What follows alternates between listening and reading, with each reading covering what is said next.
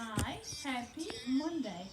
And today, keeping with the car theme, we have a 55 Thunderbird. Or, sorry, 55 T-Bird.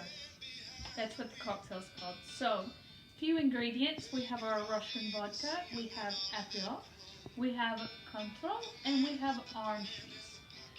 So, to make it simple, I've already measured all the ingredients out. So, we have our vodka, we have our Aperol,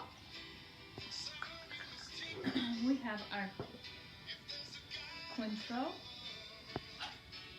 and we have our fresh orange juice. Okay, we're going to give that a nice shake. Happy Monday!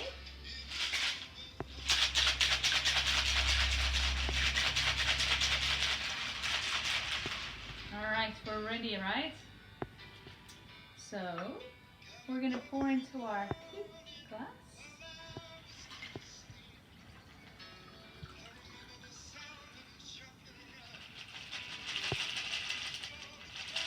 And this is a cold glass. You should put this in the freezer for about 15 minutes before you pour your cocktail in. So this evening's cocktail, 55 T-Bird. Cheers until tomorrow, surprise!